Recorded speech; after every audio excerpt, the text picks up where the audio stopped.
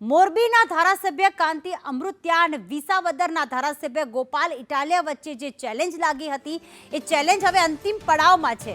ભલે ગોપાલ ઇટાલિયા નથી દેખાઈ રહ્યા ગાંધીનગરમાં ત્યાં, પરંતુ હાલમાં મોરબીના ધારાસભ્ય કાંતિ અમૃત્યા પહોંચી ગયા છે અને એકલા નથી પહોંચ્યા, શક્તિ પ્રદર્શન કરતા ગાંધીનગર પહોંચ્યા છે અને હાલમાં લોકો તેમના જે સમર્થકો છે તે હાલમાં કાંતિ અમૃત્યાએ જે 30 વર્ષમાં કામ કર્યા છે, જે મોરબી માટે જે કર્યું છે તેને લઈને તેમને સમર્થન આપી રહ્યા છે અને એવું કહી રહ્યા છે કે જો ગોપાલ ઇટાલિયા રાજીનામું આપવા આવે તો કાંતિ અમૃત્યા પણ તૈયાર છે। તો આ તરફ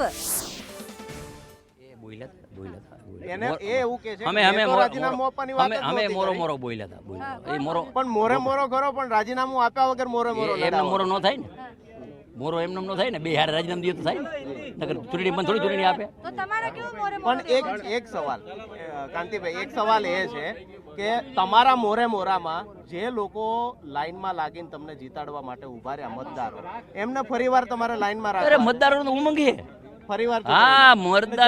મતદારોનો ઉમંગ એ કાઈ એ બધું છે। તમે 2 કરોડ આપવાની જે વાત કરી હતી એ ચૂંટણીનો ખર્ચ પણ આરે ઉપાડશો? અરે મારો ચૂંટણીનો ખર્ચ હું કરતો જ નથી, મારા મતદારો કરે જે થશે। આમ પેલા હું તમને કહું, હું આ 7 ચૂંટણી લડ્યો, હું કોઈ ફંડ નથી લેતો, એની મેરે ખર્ચો કરે કાર્યકર્તા, જેની શક્તિ હોય એની મેરાએ મત દે, હું કોઈ પાર્ટીમાંથી ફંડ નથી લેતો, કાંઈ ખર્ચ નથી કરતો। મોરબીનું મને મોરબી જિલ્લાના મતદારો ઉપર ગૌરવ છે। ગઈ ખેલે બ્રિજની ઘટના બની હતી ત્યાં હું બોલ્યો હતો કે એને ન્યાય મળશે। 21 લાખ રૂપિયા તમામને દેવરાવ્યા, 21 મા બાપ વયના એને 46 લાખ રૂપિયા દેવરાવ્યા। આ ત્યાં પણ હું જીવન બોલ્યો હતો કે પૂરેપૂરા એને ન્યાય મળશે। કાંતિભાઈ તમે એ તો લગાડતા છે ને વિકાસ, હું સેવામાં જાજા લગાડું બેન, જાજા લગાડું બેન, મારા પાસે છે ને એથી જાજા સેવામાં કરી નાખ્યા। કાંતિભાઈ તો માનું તમે ચૂંટણીમાં જે 2 કરોડનો વિષય હતો એ વિષય નથી, એક રાજીનામું આપવાનું, હવે આ 2 કરોડ હું તમને સાચી વાત કરું, અમારા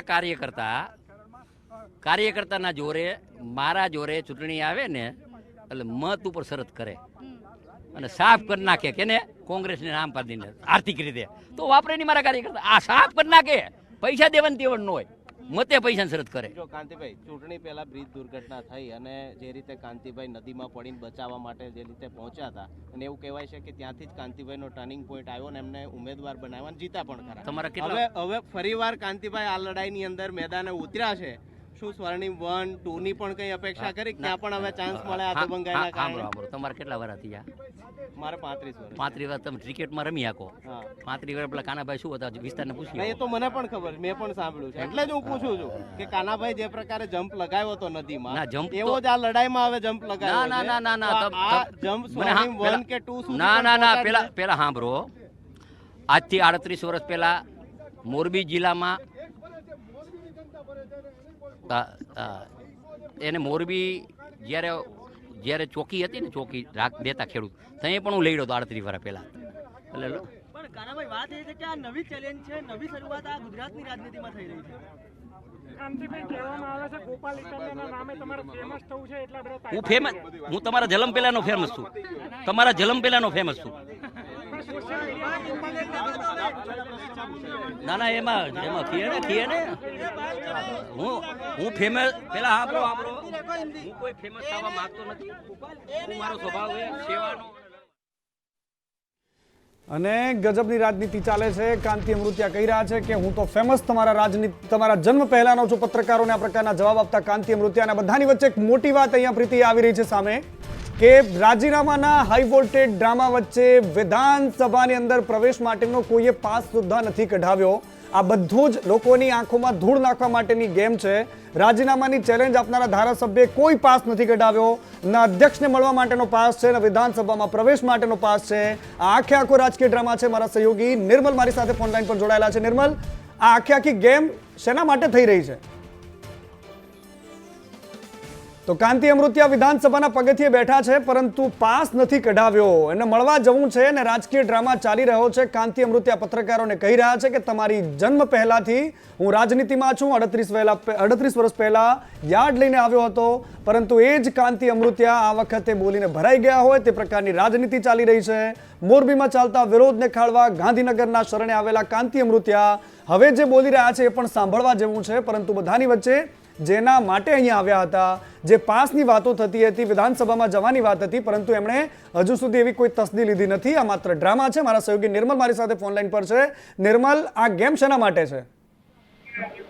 બેસિકલી મનીષ, તમે જોશો તો આ એક પ્રકારનું રાજકારણ એવું છે કે જેમાં ગોપાલ ઇટાલિયાની સામે કાંતિ અમૃતિયા અને ત્યાં વાંકાનેરના ધારાસભ્ય, આ બંને ભાજપના ધારાસભ્યો છે કે જેઓ પણ લેવવા સમાજ સાથે સંકળાયેલા છે. ગોપાલ ઇટાલિયા પણ લેવવા પાટીદાર છે. આમ આ પાટીદાર પોલિટિક્સ એક નવા પ્રકારનું ઉભું થઈ રહ્યું છે કે જે માત્ર લેવવા પાટીદારો વચ્ચેનું થઈ રહ્યું હોય એ પ્રકારનું લાગી રહ્યું છે. અત્યારે કાંતિ અમૃતિયા અહીંયા પહોંચ્યા છે, પરંતુ જે પ્રકારની જાણકારી મળી રહી છે, કોઈ પણ પ્રકારનો પાસ તેમના દ્વારા કરાવવામાં આવ્યો નથી. અત્યારે કલેક્ટરનું પણ જાહેરનામું અહીં અમલી છે કે જેમાં તમે વરઘોડો કે સરઘસ નહીં કાઢી શકો. તેમ છતાં પણ મોટી સંખ્યામાં લગભગ 100 કરતા વધારે લોકોની હાજરીમાં અહીં કાંતિ અમૃતિયા આવ્યા છે. ઢોલ નગારા સાથે તેઓ આવ્યા છે અને સાથે સાથે તેમની સાથે જે લોકો આવ્યા છે તે તમામ લોકોએ કોઈ પણ પ્રકારનો પાસ નથી કરાવ્યો. સામાન્ય માણસે જો વિધાનસભામાં પ્રવેશવું હોય તો એમણે પાસ કરાવવો પડે છે, મંજૂરી લેવી પડે છે. પણ આ લોકો એવા છે કે જેમને કોઈ પણ પ્રકારની મંજૂરીની જરૂર નથી. નિર્મલ, એક ગુજરાતના લોકોને પણ એ વાતને જાણવામાં રસ હશે, કારણ કે ધારાસભ્યને જો વિધાનસભામાં જવું હોય છે તો એના માટે પણ પાસની વ્યવસ્થા હોતી હોય છે. ધારાસભ્ય ને અંદર જવા માટે પોતાનું આઈ કાર્ડ બતાવવાનું રહેતું હોય છે, પરંતુ તેણે જો પોતાની સાથે અન્ય વ્યક્તિઓને લઈ જવાના હોય તો તેણે એ અન્ય વ્યક્તિઓ માટેની મંજૂરી લેવી પડતી હોય છે. 5 માણસ હોય કે 10 માણસ હોય, જો કદાચ 20 કરતા વધારે વ્યક્તિ હોય તો 20+ માણસો અંદર લઈ જવા માંગે છે તે પ્રકારની એન્ટ્રી કરાવવી પડતી હોય છે. પણ હજી સુધી કોઈ પણ પ્રકારની સત્તાવાર મંજૂરી લેવામાં નથી આવી. કદાચ એવું લાગી રહ્યું છે કે હવે ઇનફોર્મલ વેમાં પ્રોસેસ કરવામાં આવી રહી છે મંજૂરી માટે અને તમામ લોકોને કાયદેસર બનાવવામાં આવી રહ્યા છે વિધાનસભામાં પ્રવેશ લેવા માટે. બિલકુલ નિર્મલ, આભાર આપનો, આપ અમારી સાથે જોડાયા. પરંતુ હિરેન પણ જોડાયેલા છે. હિરેન, અત્યારે જે રાજકીય ડ્રામા ચાલી રહ્યો છે, વિધાનસભામાં સમર્થકોને લઈ જવાની વાત વચ્ચે પગથિયે બેઠેલા કાંતિ અમૃતિયા પત્રકારોને કહી રહ્યા છે કે તમારી ઉંમર કરતાં પણ પહેલેથી હું ફેમસ છું અને મેં પહેલા પણ ડેરિંગ કરેલું છે. આ ડેરિંગ વાળી રાજનીતિની અંદર પેટમાં શું દુખે છે અને માથું કેમ કૂટાય છે? હિરેન,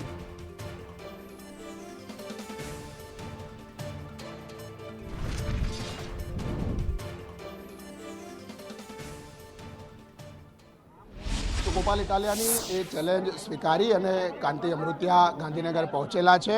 કાંતિ અમૃતિયાએ પણ કહ્યું હતું કે ગોપાલ ઇટાલિયા ગાંધીનગર આવે અને અમે બંને સાથે રાજીનામું આપીશું અને ફરીથી મોરબી વિધાનસભાની ચૂંટણી છે એ લડીશું. એ ચેલેન્જ ગોપાલે પણ સ્વીકારી હતી અને અત્યારે હાલ આ જે દ્રશ્યો છે કે એમના સમર્થકો સાથે ગોપાલ જે કાંતિ અમૃતિયા છે એ અહીંયા પહોંચેલા છે. પોતાની વાત છે એ અહીંયા રજૂ તેઓ કરી રહ્યા છે અને 12:30 વાગ્યા સુધી એમણે કહ્યું છે કે રાહ જોવામાં આવશે અને પછી તેઓ સત્તાવાર રીતે નિવેદન આપશે કે આમાં આગળ શું કરવું અને કેવી રીતે કરવું.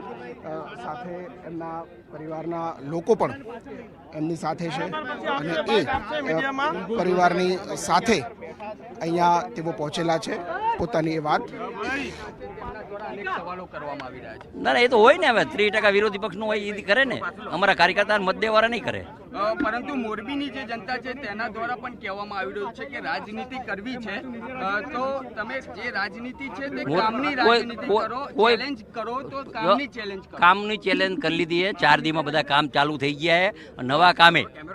નવા કામે ચાલુ થશે ને. મોરબીમાં એવું કોઈ જે વરસાદ આવ્યો અઠવાડિયું થોડી ઘણી તકલીફ પડી છે, હું એની ક્ષમા માંગુ. બાકી મોરબીનું જે ડેવલપમેન્ટ છે ને એ ગુજરાતમાં ક્યાંય નથી. મોરબીના ડેવલપમેન્ટની વાત કરવામાં આવે છે તો શા માટે તમારે આ રીતે, જો ફરીથી ચૂંટણી આવશે તો અનેક લોકો છે, ખર્ચ કહો કે દરેક વસ્તુ છે, તમે તેમના દ્વારા પેમેન્ટ આપવાની પણ વાત કરવામાં આવી. એ તો એને લડવા આવે તો દેવાનું. અને અત્યારે ગોપાલ ઇટાલિયા નહીં આવે તો પછી હવા બારે ફરી રાહ જોશી. તમારો 12:30 કલાકે તે પોતાનું નિવેદન આપશે. એ પહેલાં અત્યારે જોઈએ તો એમના સમર્થનમાં આવેલા લોકો છે, મહિલાઓ છે, કાર્યકર્તાઓ છે, તે અહીંયા તેઓ પહોંચ્યા છે અને ખાસ એમના સમર્થનમાં એ તમામ લોકો અહીંયા પહોંચેલા છે. સાથે જે કાર્યકર્તાઓ છે એ કાર્યકર્તાઓ પણ અહીંયા છે. કાંતિભાઈ અમૃતિયા પણ અહીંયા પહોંચેલા છે અને એ 12:30 વાગ્યા સુધી તેમની રાહ જોવામાં આવશે. ગોપાલ ઇટાલિયા અહીંયા આવે અને એના પછી પોતાનું સ્ટેન્ડ છે એ કાંતિ અમૃતિયા પોતાનું સ્ટેન્ડ ક્લિયર કરશે.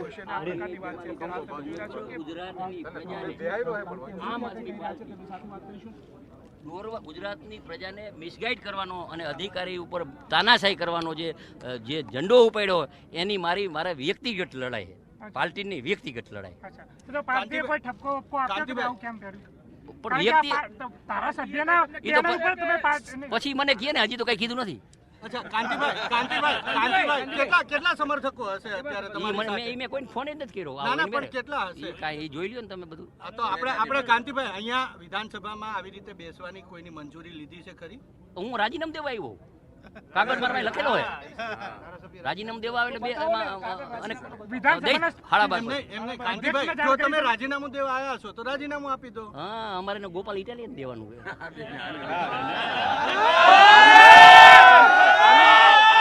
વગર મંજૂરીએ આવવું, સમર્થકો સાથે વગર મંજૂરીએ બેસવું એક ધારાસભ્ય તરીકે કેટલું વ્યાજબી? હું અહીંયા મારો લેટર લઈને આવ્યો હું, રાજીનામું દેવા આવ્યો હું. પેલા સાંભળો, કોઈ પણ ચૂંટણી પંચનો નિયમ હોય છે, ચૂંટણી પંચનો અધ્યક્ષને પાવર હોય છે, અમે કાગળ લઈને જવાનું હોય, એમાં શપથ લેવા જાય તો પ્રજા જાય અને રાજીનામું. આ પેલો કિસ્સો હોય રાજીનામું દેવો જોઈને મારે ભેગા આવ્યા. આપણે પ્રયાસ કર્યો ગોપાલભાઈને કઈ વાત કરવાનો? બધાને કહેવાનું તો કહી દીધું. લાગે કાંતિભાઈ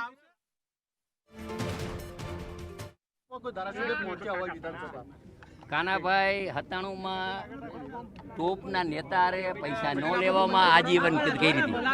કાંતિભાઈ એવું થાય ખરું ગોપાલ પહેલા તમે રાજીનામું આપી શકો? એવું ના થાય? મોરો કોને કહેવાય? એને મોરો બોલ્યા. એવું લાગે છે શરૂઆત કોને કરી છે તમને ચેલેન્જ હું ભરાઈ ગયું, મને નહીં ભરાઈ, જે ભરાઈ પોતે આજા. અત્યારે રાહ જોઈને બેઠા છો વિધાનસભાના પગથિયે. આમાં તો જો ભરાઈ જાય તો એક બાજુ કાનો ને એક બાજુ 10 મિનિટ બેવું પડે, 5 મિનિટ બેવું પડે. કેટલા વાગ્યા?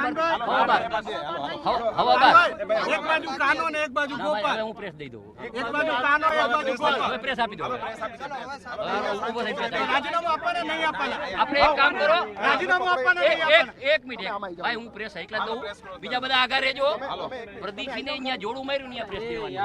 રાજીનામું આપશો નહીં આપશો? ટાઈમ પૂરો થયો.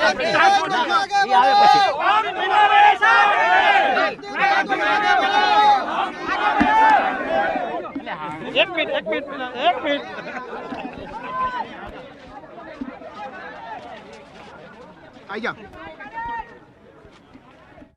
બડો હમ તુમારે સાથ એના નારા લાગી રહ્યા છે. પાછળ જે પોસ્ટર દેખાય છે એમાં વાઘ અને સિંહના તસવીરો દોરેલા છે. કાંતિ અમૃતિયા અત્યારે રાહ જોઈ રહ્યા છે ગોપાલ ઇટાલિયાની, પરંતુ એમને પણ ખબર છે કે ગોપાલ ઇટાલિયા અહીંયા આવવાના નથી.